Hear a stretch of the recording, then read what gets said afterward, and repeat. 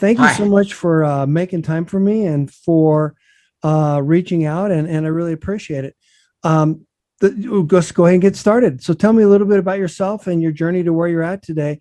I'm anxious to learn a lot about what you do and how you do it, and specifically learning about market domination.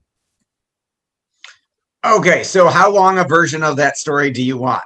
Hey, we're here for you. So no, whatever you'd like to share would be great. Thanks.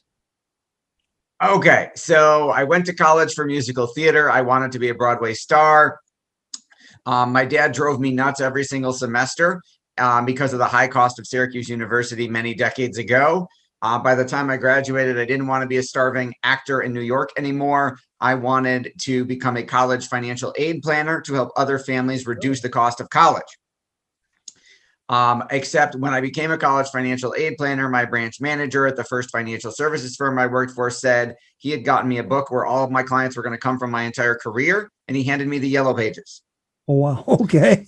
and said, go make 300 cold calls a day, interrupting strangers asking for money. I did that for a few years. It was terrible. I hated it. And I had the good fortune to find legendary marketing guru Dan Kennedy. I bought some books, I bought some courses, and then I begged my wife to let me borrow more than our mortgage, our house, to go to work with Dan. She said yes after 30 days of relentless nagging. It worked. Within 2 years, I had become in the top 30 nationwide for opening new accounts. I Wow. got written about in every financial services trade journal, and my phone started ringing with other financial advisors who wanted to do what I had done. So Dan told me 14 years ago, you should start a marketing company and do it for him. That was marketdominationllc.com. Okay. So I started that with myself and one advisor that I was willing to let test the stuff I had created with Dan to see if it would work for him. It did. It took off. We have branched out to 63 different industries over the last 14 years because the principles of direct response marketing apply no matter what business you're in. And we now have an awesome team of 43 staff members, and we have served thousands of different clients all over the planet. That's fascinating. So tell me, how does that work? If I'm a business, why does it matter? How does it impact me? And then just cursory, how do I better understand why this is so important? Because I get it. I don't know, a little bit of background about me. I actually used to work for Standard & Poor's. So I understand that side of the business, was getting a degree in accounting, et cetera. So I understand the benefit and the importance of understanding finance. But I think a lot of people don't. So can you go into that a little bit deeper? Sure. So in our case, it wasn't about understanding the finance. I mean, obviously, you have to be good at what you do, no matter what business you're in. But that's just to get a seat at the table, right? It doesn't matter how good you are if you have nobody to be good for. So our job is to grow your business so that you can run it, because the number one reason why businesses fail, the number one reason why business owners don't achieve their own financial goals is they don't have a steady stream of qualified, interested prospects who want to do business with them, and they have no way to generate that. They're told to rely on word of mouth. They're told to door knock. They're told to be on social media. But again, if you go to school for financial services, if you go get a degree, they don't teach you a darn thing about marketing. If you go become a chiropractor, you learn how to adjust patients and get them healthy, but you don't learn anything about running a business or getting new patients. So we solve the big problem. So we do the marketing for the business, generate them that steady flow of prospects, or in some cases, customers. If you are a professional practice owner, we can fill your calendar and get you people in the door or in the virtual door. Now, if you're e-commerce and you sell online and people punch in a credit card and buy your product, we can drive sales all day long.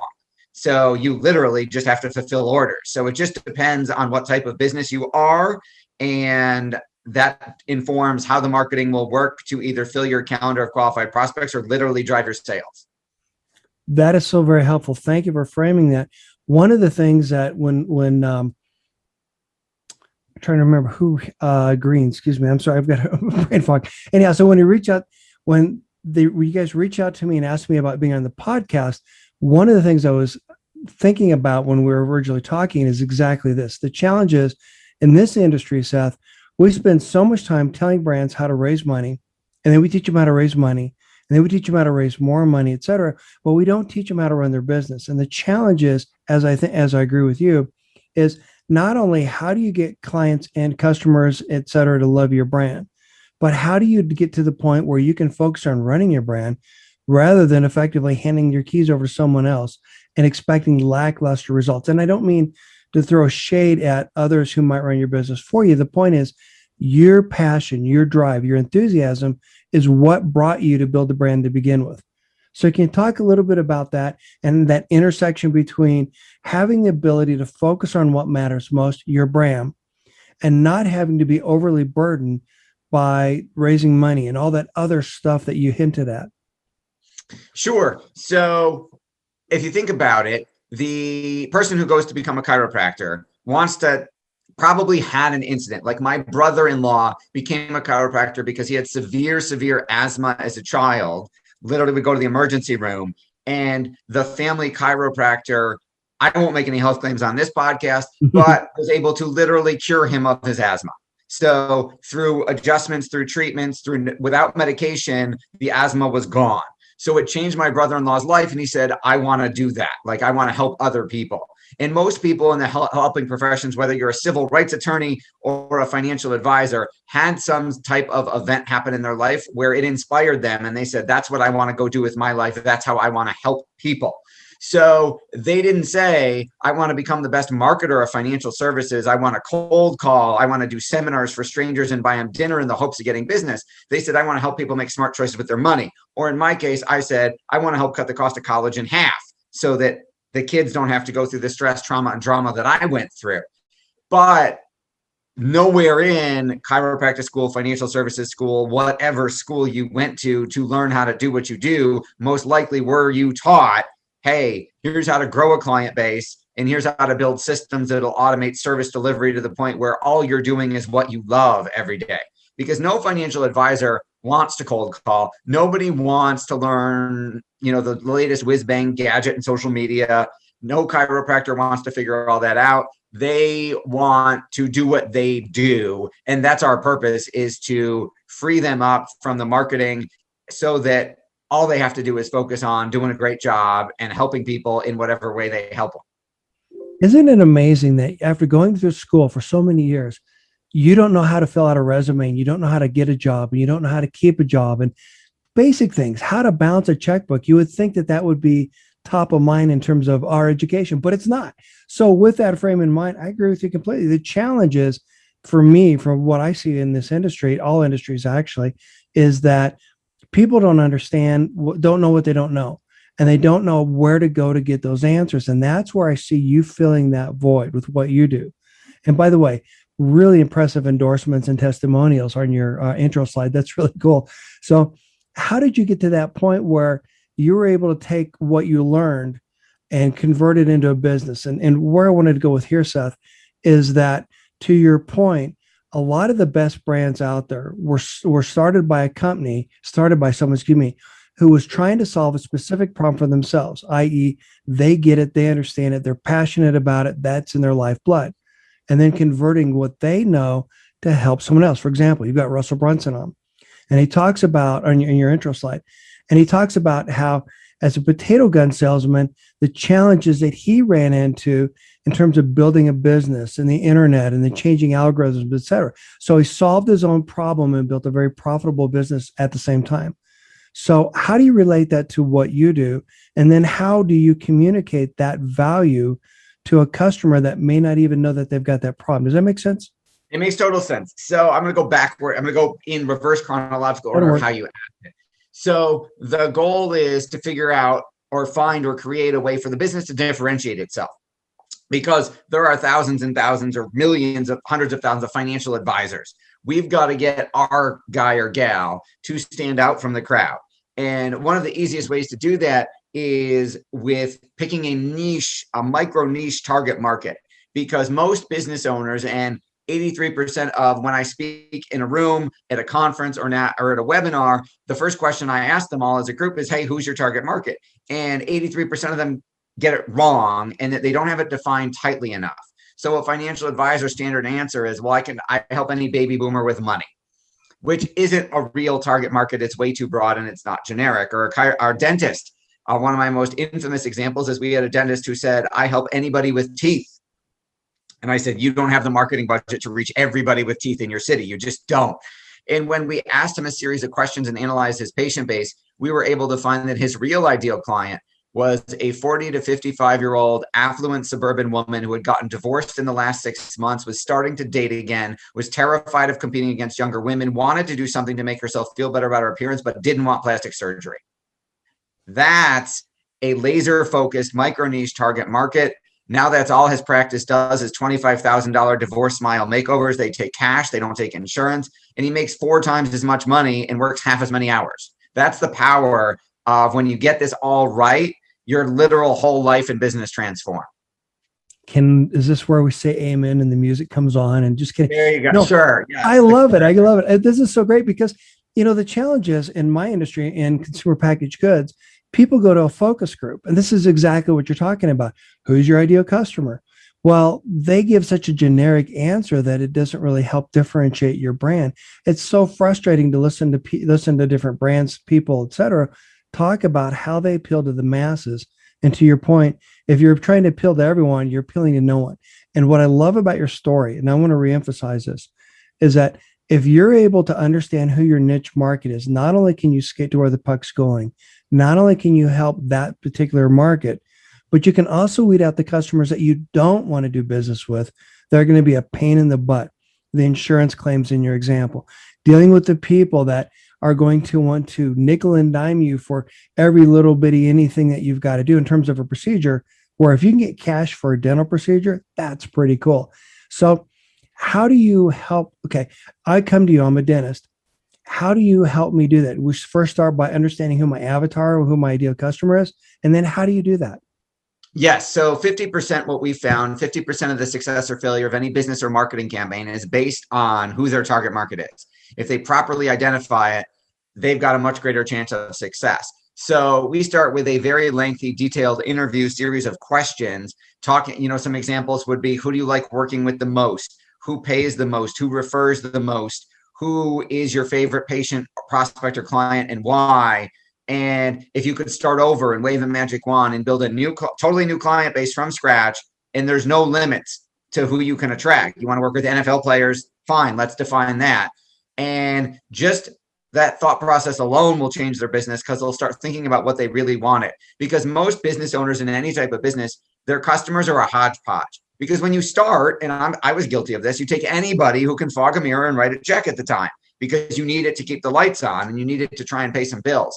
And then, so you might end up with, over the years, a couple hundred or a couple thousand or whatever the size of the business is, customers, they're all just randomly acquired. They weren't acquired on purpose. It was, hey, I need people in the door and I'll take whoever I can get.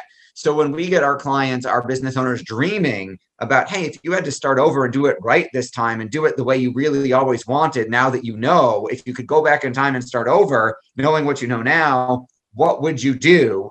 And the wheels start spinning and the smoke comes out of their head. And then they come up with an answer and they're like, but I probably can't do that. And then we say, what if you could? And then they start spinning, what would their business look like? What would their staff look like? What would their flow look like? And then when we've got that energy in motion, most times we can then figure out, okay, you've got that dream business in your head. Now let's go make it a reality.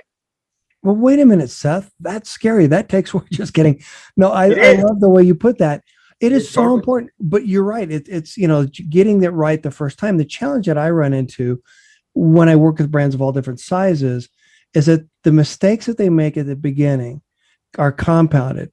And it costs a lot more money to hire someone like me to come in and clean up a mess that should have been avoided in the first place. And what I mean by that, great example, is that if you've got a customer base and you're trying to appeal to every customer base, but not focus on your ideal customer base, then you're building sales and distribution, et cetera. You're building relationships with customers that won't support your brand long-term. They're there to get the money from you, the slotting and all the other fees that some brands have to pay, as opposed to being able to develop a robust community tribe outside of traditional retail. So with that in mind, now that I'm a dentist, I've come to you, I've identified who my ideal avatar is. Then what do you do next? And by the way, what I'm getting at here is that the way I would put it is that every brand, even your individual brand, You need to have a robust community outside of traditional marketing, traditional retail, et cetera. The reason for that is they're the ones that are going to be your strongest advocates. They're the ones that are going to stand up and help guide you to make sure that you stay on track and help you get on store shelves, et cetera. And I understand that's specific to my industry, but yet that's so relevant in every other industry. So you've worked with me. I've identified who my avatar is. Now what? You got to figure out where they are. You have to figure out where they hang out, because you might have the greatest avatar definition in the world, but if you can't affordably reach them, it's not going to do you any good. So we have to find where they might hang out. So that might be on Facebook. It might be LinkedIn. It might be Twitter. It might be YouTube. It might be at a physical convention. It might be in an association. We have to find, hopefully somebody else has already built you a list of those exact people where they are congregating, and we can either buy our way in or piggyback our way in into that already existing community, which costs a whole lot less than trying to build it yourself from scratch, but that is possible. And on that note, let's go a little deeper. One of the benefits of being able to do this, and you hinted at, it's cheaper. It's also a lot more effective. If I'm talking to the people that are interested in what I have, what I'm doing, what I'm buying, they will refer me to their customers, their friends, etc. This is how you convert an occasional customer into a loyal evangelist. So imagine having someone, regardless what niche you're in, that's going to sing your praises. Have you ever have you ever had anyone recommend their favorite restaurant or whatever? That endorsement is so very valuable. How do you help people leverage that? Sure. So I'll give you an example. In my how to find money for college.com business, I figured, we're dealing with affluent suburban parents who are sending their kids to like private college. And what we figured out was who else had a list of those people, where were they hanging out? Well, all of those parents, all of those kids are high school juniors and seniors. Well, who else connects with them at the high school level? There's sports coaches, there's clubs, there's teams, there's hobbies. But the people who see every single one of those kids are the high school guidance counselors. They don't call themselves guidance counselors anymore. They call themselves school counselors. But we were able to go, and we've now built a list that we sent about 15. We have an email list of now 15,000 school counselors nationwide, where we are dripping on them and adding value every single week. And they send us referrals. They do webinars for their school where they host it, and we teach their parents and their kids. And we literally get business from those school counselors almost every single day. So it's all about who are the centers of influence to your target market. And then can we get them, as you said so smartly, can we get them referring? Can we get them to be evangelists for our brand? So incredibly important. And one of the things I heard you say that I think a lot of people overlook, the traditional way of doing something is you throw a lot of money at a problem without understanding really what the problem is or who really wants that thing. And what I hear you say is that in my world is that big brands tend to talk at us. We're great. We're number one. You need to buy us because we're so big. Whereas small brands have that interpersonal relationship. This is why I'm such a big fan of building a thriving community outside of traditional retail, outside of traditional channels. Same with your own personal brand, et cetera. It's that thriving community that's going to help you make inroads. To your point, you've developed a relationship with school guidance counselors, which gives you an in and not only understanding what their pain points are, but now you've built their trust. And so without spending $1 billion trying to reinvent the wheel every time, now you've got a steady flow, I would assume, of students, potential clients coming your way. Is that correct? Absolutely correct. You nailed it. Good. I mean, and that's what this is about. I mean, marketing made simple. I've got to admit that, kind of a shameless plug, I've become a huge fan of what Russell Brunson does, his books and stuff. I'm just really learning about him for the first time. And what I hear you talk about is what he talks about. Same stuff that Tony Robbins used to talk about years ago. Doug Brown was on a couple of weeks ago, and same kind of information, but yet it's all distilling it down to how does that impact your specific niche? Again, skating to where the puck's going, not trying to chase the puck around the floor like everyone else does. So when you're talking about what you're doing, your focus, you talked about marketing and you talked about finance. understanding the benefit and understanding the importance of both. How do you help people stay focused and not go off the rails into whatever side project or, chasing rabbits, as it were? Sure. And, Russell's a friend of mine. We've spoken together on stage. He's in a testimonial for us about what we do.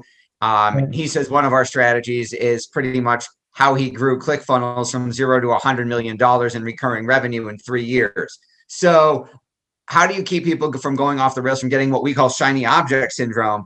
Is you've got to kind of put blinders on and say, let's pick one target market. Let's pick one form of media. Let's get really good at making one offer on one form of media to one target market and fulfilling on that offer after we sell it. And let's just keep staying on that straight line until we've mined all of that gold from that combination before we go off into other tangents. You don't need to learn every new social media network. You don't need to go all in on Clubhouse. And then before that, TikTok and Snapchat. Like, pick one thing, get really good at it. And you got to put blinders on and keep yourself from getting tempted to go learn how to do 27 other things, because then your attention gets splintered and your results get splintered as well. So very important. And this goes back to where we started this conversation about strategy. People don't know what they don't know, and they don't take the time to develop the strategy that helps them stay on target. Point being is that if I'm going down my path that where I want to go, and a shiny object appears, and if I get derailed, that blows my strategy out of the water. And at that point, I actually do more harm than good in terms of helping myself. And again, that gets back to a lot of the insights and a lot of the information, a lot of the resources that we see out there across all markets. Well, if you do this, you're going to make $1 billion. If you do this, we're going to get you big sales, et cetera, without thinking about how does it impact your specific business, your specific customer. And then the other thing is, conversely, if you try to grow too fast, you may not be able to support that volume. You may not be able to support that, not only in terms of as a brand, but not having enough resources to be able to grow your staff, to be able to support the calls, to support everything else. Can you talk a little bit about that and your thoughts? Sure. So we're big believers in that the growth should support everything else. So I'm paying for whatever it is I need out of the sales and the growth of the business. So I don't need venture capital. I don't need investors.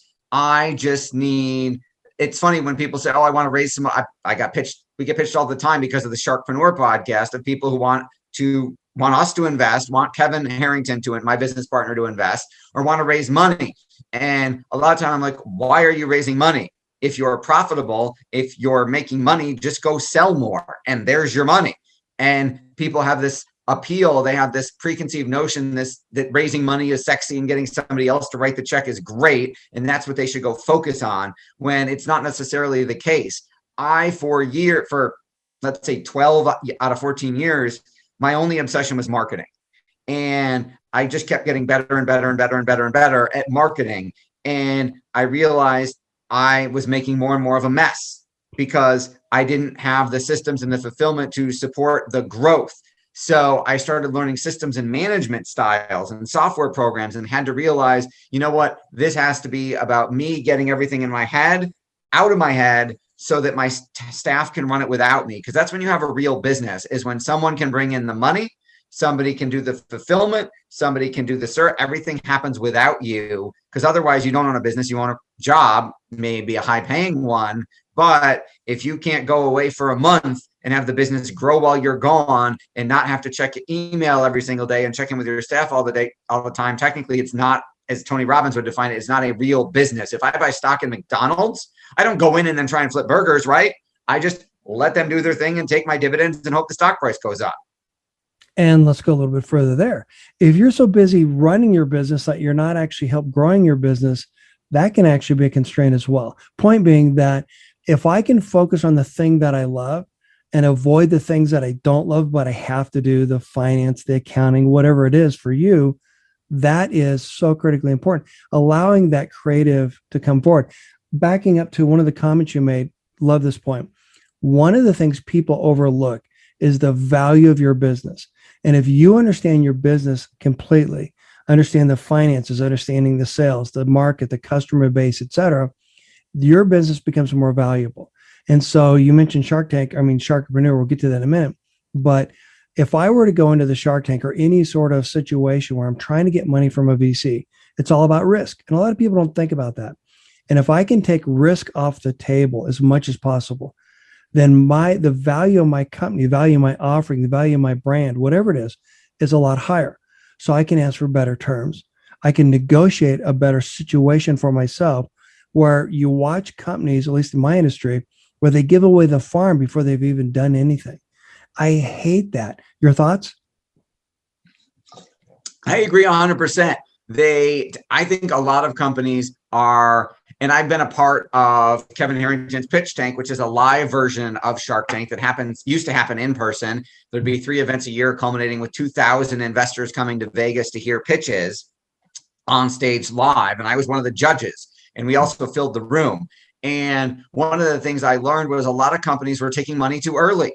They said, I got an idea, or I got a sale, I'm just starting, and they want to use other people's money to fund the growth and fund the building of the company, which I totally understand, but I'm going to respectfully disagree with. And that if you can't make money without money, how are you going to make money with money? If you can't generate money before somebody writes you a check, I'm not writing you a check. So I think taking money too early or taking it at all, both of which could be, it isn't that 90-something% of small businesses fail, new businesses fail because of lack of resources. I don't think they fail because of lack of money. I think, as Tony Robbins would say, they fail because of a lack of resourcefulness. Well said. Well said. But Seth, my mom likes it, therefore everyone else would, right? Just kidding. I get that argument all the time. Yeah, absolutely. And again, another amen. No, the point being is that people don't understand that. And again, it goes back to strategy. You're not thinking about what it is you're trying to achieve.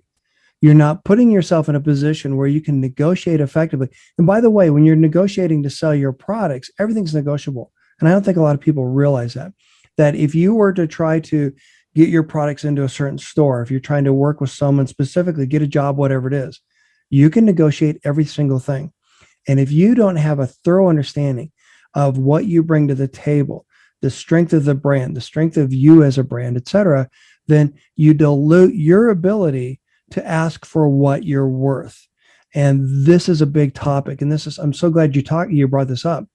Point being is that most people tend to commoditize. And in fact, actually, this is what Doug and I talked about a lot, Doug Brown, is that most people tend to commoditize themselves, meaning, or whatever their offering is, meaning they're just like everyone else. We're all male, we're all female, we're all whatever it is, right? Instead of thinking about how do you differentiate yourself from someone else. So pick on you, for example. If I came to you and I understand that you've been able to do some of the amazing things you've done, you have more value. Therefore, you should ask more than a beginning analyst, et cetera, at a startup, et cetera. I actually was going to go into that financial management years ago. I used to work for Standard & Poor's as an analyst. So I understand completely what you're talking about from the other side, as there's a lot to know. And the challenge is there's so many people that kind of phone it in. So going back to what you said about understanding your niche, and from my standpoint, improving your valuation. So how do you help people bring those two things together? I think that one of the things that, from doing hundreds of podcast interviews with Kevin and watching him work and having him as a business partner for years, has taught me is it's all about the cost to acquire a customer. It's how much can I buy a customer for? How much money do I make on that? And then how many customers can I buy and how do I scale? I think that valuation is, entrepreneurs get this wrong. I mean, if you watch Shark Tank, you see they get skewered on valuation every single episode. And you'd think people, the first season ever, you would think, hey, that makes sense. It's new. This is a new show. But they've been watching that thing for 10 years. They've seen what happens and they go ask for a ridiculous valuation anyway because they think theirs is different. I think getting out of your head and talking to people who aren't emotionally attached to your business, and I think that's getting fresh eyes makes a huge difference. I think if you're pitching for capital, if you're trying to raise money, even if you're trying to get a loan, a business loan, it's gotta all be about, hey, are we actually acquiring customers at more than break even, hopefully, and how many more can we acquire? Because if we're a Me Too business or we're losing money, why would I want to give you money to lose? I can lose it myself. Well, okay, but Seth, you weren't paying attention. My mom likes it. And if she likes it, then thus everyone else will, right? I mean, what's the problem? Literally had somebody. I So don't we get had it. thousands of applications for Pitch Tank every Yeah. year. And we would review them all and narrow it down to the top 20 who got to come to Vegas. I literally had somebody pitch me that. It was this woman, and she wanted to be a lifestyle brand. And that was literally she literally cried during her pitch. And it was literally part of, well, my mom loved it and now she's dead. And I got to make this succeed for my mom. And I'm like, I'm so sorry about your mom passing, but I don't see a business. You have a logo on a t-shirt and on some swag that nobody knows about yet. That's not $1 million brand yet. Like, you have to get some people who aren't related to you to buy the thing, go online, run some Facebook ads, run a click funnel. If you're selling tens of thousands of these, all of a sudden you've got my attention. But if you sold 27 to friends and family, that does not count as a business. Well, and that goes back to what we're talking about with focus groups. Focus groups lie. And I don't mean that to be too Steve harsh Jobs on said that. That's why he did focus groups. He said they don't know what they want because they don't know. He said, if I did focus groups, if Henry Ford did focus groups, we'd be riding faster horses. He said, nobody wanted an iPhone. Nobody knew what it was. Nobody wanted an iPad or an iPhone and everyone we showed it to said, well, that's ridiculous. Why would I want 1,000 songs in my pocket? Why would I want to put a computer on my phone? Until we made it. And then people realized, oh my God, I'm addicted to this thing. I can't live without it. Love that example. And one of the challenges that you find when you're asking focus groups is that you're getting people that are trying to give you an answer to a question that they think they think you want to hear. And I can think of a lot of brands that have failed as a result. Instead of back to the connected community, where you've got the ability to talk to your community and say, do you want chocolate? Do you want banana? Do you want whatever it is? And find out from the people that are your most loyal evangelists, what would you buy? And the cool thing about this is that you future-proof your business. And more importantly, you've already created a customer that wants to buy your product. So not only are we trying to get mom excited about it, but we're also trying to get everyone else excited about it. And again, eliminating the risk as much as possible. So when I go onto the Shark Tank or a Pitch Tank or whatever, then I can go to whoever the VCs are, whoever the investors are, potential investors, and say, here's what I've done. Here's who my customer is. Here's how I'm going to meet that customer. That is so critically important, and yet so many people miss that instead of focusing on the numbers that don't really help them grow the business. Can you talk a little bit about that and how you help brands differentiate between the two? So you're working with a company at one of your pitch things, pitch events, et cetera, or working with a client. How do you help me understand the difference and why this matters? Sure. So I think that's one of the fundamental mistakes businesses make in general is they don't know their numbers, right? We weren't taught this in school. When you opened whatever business you opened, no one taught it to you. I think, and business owners, unless they're in the accounting field, tend to avoid accounting like the plague. And I think it's really, really important. They don't know what it costs to acquire a customer. They don't know what their cost of goods sold is or their cost to fulfill. They don't know what their profit margin is per customer. They don't know any of this stuff. So how can they truly grow a business? Because I would hope people do, but I wouldn't buy a stock or McDonald's without knowing what is their profit earnings per share, what is their profit per share, what are their dividends, how are they growing the business, how are they reinvesting the money, what's going on, what are the issues in the marketplace, and what are the trends. And people don't do that for their own business. They don't look at what the numbers are. So, they wait till the end of the year and then to ask their accountant, how did I do? And, my accountant told me I made money. They told me I made a profit. Where's the money? I don't have any. There's a really good book called They Say I Make Money. Why don't I have any? About that, by an accountant, about that specific issue. And I think that's a fundamental. We don't, as business owners, view the numbers as sexy. If we look at them at all, it's a necessary evil and we do it once a year. Then we only have one chance to have a good year. If you look every week, you get 52 chances or 50 chances. If you look every day, you get hundreds. So that's why we opt our bookkeeping to like 3 times a week. because I used to do it once a month and I would find out at the end of the month, oh my God, we have a gaping hole in our cash flow. What happened? Oh, 3 credit cards for our customers declined. Oops, now I got to call them 3 weeks later and go, hey, your card declined. We need that money now.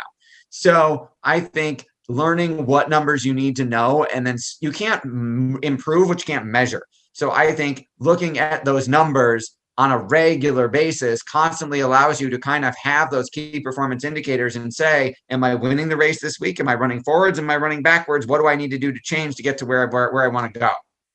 But Seth, I went to college and I got good grades. And I hate those resumes where they say, I showed up every day, I turned on the lights, and I kept my seat warm. But it's kind of what you're talking about, how so many people take for granted the things that are so critically important. If you were going to drive across country, hopefully you check the air in the tires. Hopefully you'd make sure you got enough gas to make it to the next gas station. Simple things like that. Hopefully you've got enough food in the kitchen to be able to feed yourself for another hour or two, whatever. The point is, you're right. So many people overlook that. I don't know if it's I hate to say that it's a matter of being lazy, but that goes back to, I don't think that those skills are being taught in school. And I don't think that those skills are being celebrated because, to your point, they're not fun. They're not sexy. To your point, again, accountants don't like to do, if you're an accountant, you don't want to talk about, how do I want to word that? If you don't want to deal with accounting, you don't want to deal with all those things in your business that you're not good at, that you don't like. And if you don't like it, then you're not going to put that much emphasis and effort into it. Thus, this is why you start hiring people. So I love your analogies. This is why this is so important. And again, thank you so much for coming on and reaching out to me. I appreciate it, because this is the message that I think we need to get across to everyone, no matter what channel, what niche you're in. So can you talk a little bit about Sharkpreneur, your podcast? What's unique about it? Because I've been listening to some of the episodes, loving it. You've been talking a little bit about what's unique about it, and what is the specific problem that you're trying to solve, Arnett? Sure. So Sharkpreneur, we interview amazing, successful entrepreneurs about what it takes to grow and scale their business and really take it to the next level, whatever that is. We've had entrepreneurs, trying to break through to their first million, and we've had entrepreneurs who had companies that were doing billions of dollars. So it runs the gamut. And I think what makes us different is we're finding it's not just about war stories. It's about actionable advice. It's about, what can I do today? What can I learn from this person today that will have an impact on my business right away? I just did an interview with the gentleman who's the founder and CEO of Trifecta Nutrition, which is the largest organic healthy meal home delivery service in the country. And he's built it from $0 to $100 million in a very short period of time. And one of the things I said, how do you manage that kind of growth? And he said, we hire 6 months in advance for where we think we're going to be.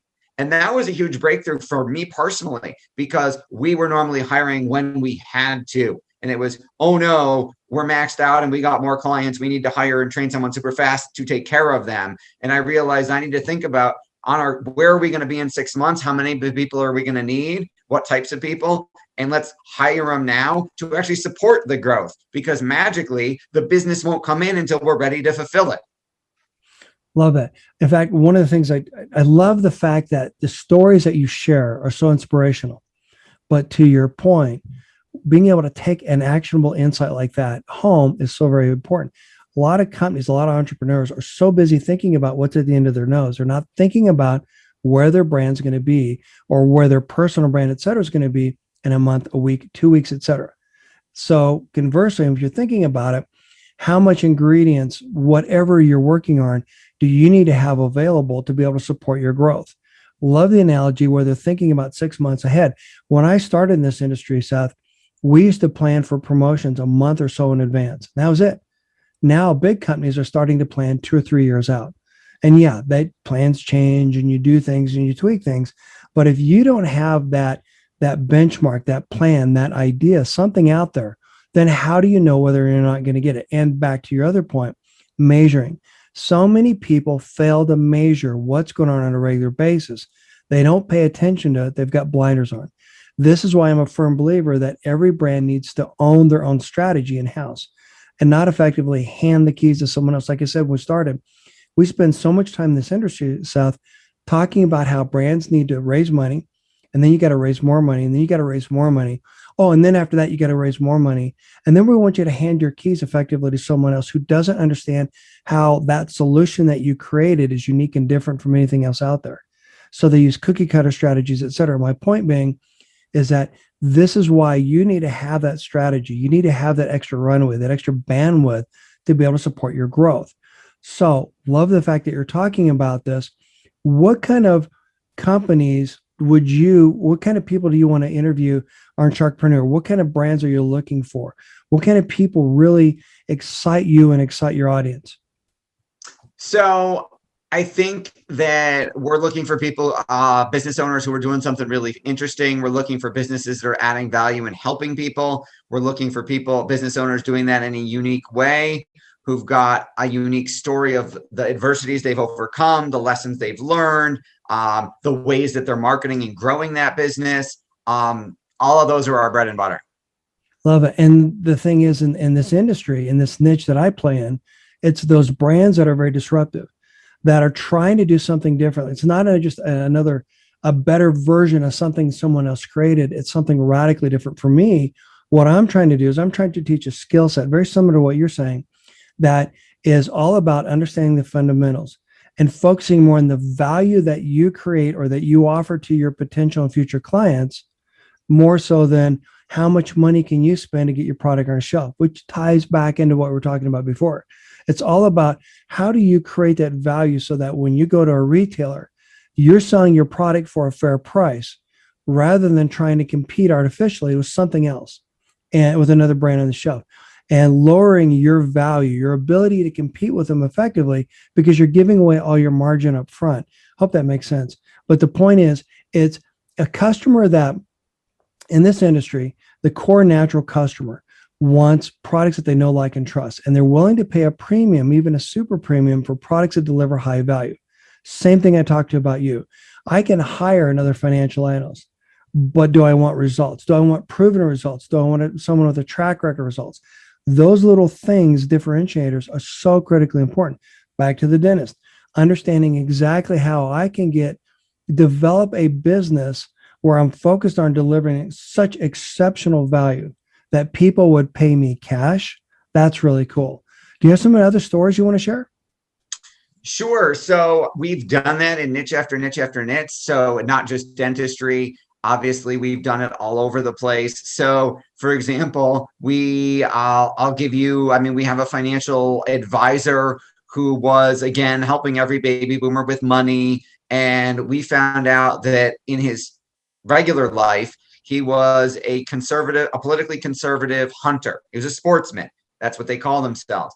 And one of the questions we ask is, what do you hate about your business? And he said, I hate wearing a suit and tie. And I hate having to do the work at the office. And I said, okay, give me a dream picture. And he said, what we came up with was his new client acquisition strategy was we were marketing to other conservative hunters. We were able to get a list of 369 of them in his area with at least $1 million in investable assets. And all of his marketing changed to appeal to the conservative hunter. He's got to wear camo to work.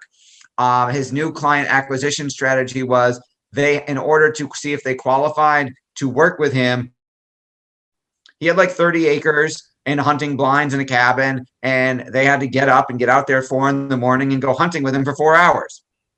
And only the people who wanted to go would he take with him, and he'd take 3 at a time. And then, so they'd have 4 people. And then that literally became, instead of a meeting at the office, it was a meeting in the hunting blind. And he said, if at the end of those 4 hours, I'm going to know, do I want to hang out? Would I want to keep hanging out with this person? And those will be the people I take. And now he doesn't do meetings so much in the office anymore. And he wears a camo polo and jeans, because that's the picture of him on the cover of everything, is wearing a camo polo and jeans. So that's what they expect. If you don't want to wear a suit and tie, don't put a picture of yourself in a suit and tie on all your marketing, because that's what people think is going to show up. So we were able to change his target market, his marketing, and the way he acquired clients. I mean, we've done it for other advisors who wanted to do all their business on the golf course.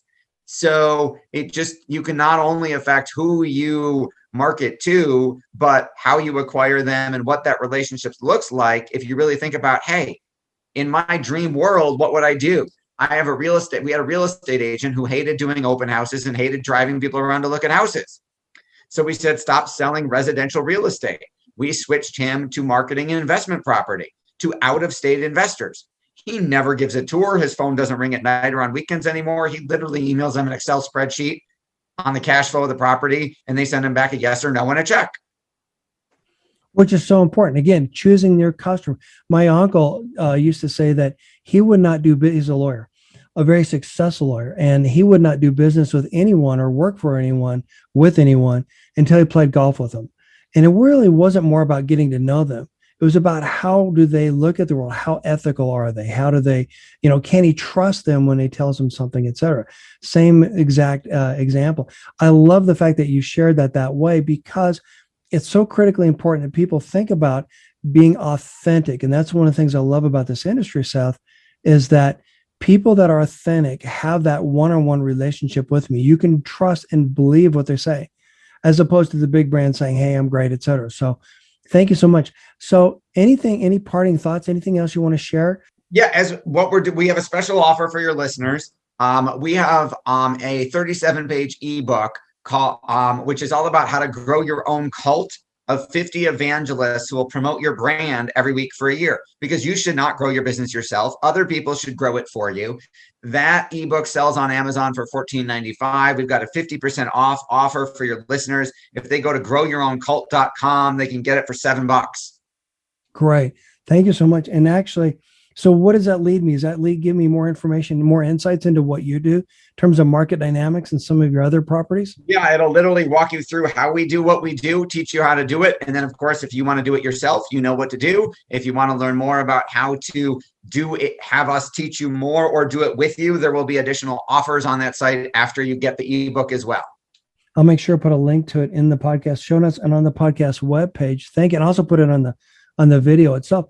And what I love about that is that you're giving someone the recipe, but you're also helping to guide them through. And that goes back to where we started. A lot of brands don't know what they don't know, and they don't know what they're good at. And they're so busy focused on the things for survival that they don't have the time, or don't take the time to step back and focus on what they're best at, making the most amazing products, connecting with the customer, whatever that is in your niche. So thank you so much for sharing that. Anything else you'd like to share? Growyourown.cult.com, Sharkpreneur. If you just Google it, you'll find it on any podcast platform. And then if you want to learn about us as a company, it's marketdominationllc.com. And hey, if you got kids headed to college, go to howtofindmoneyforcollege.com. So important to think about. So many people. It's amazing what college debt can do. I self-funded my own, so I know the hard way, what that means, what that looks like in terms of being able to pay that off after a while. Thank you so much, Seth, for coming on today. And thanks so much for sharing your wisdom and your story. And thanks again for reaching out to me. I appreciate it. Thanks for having me.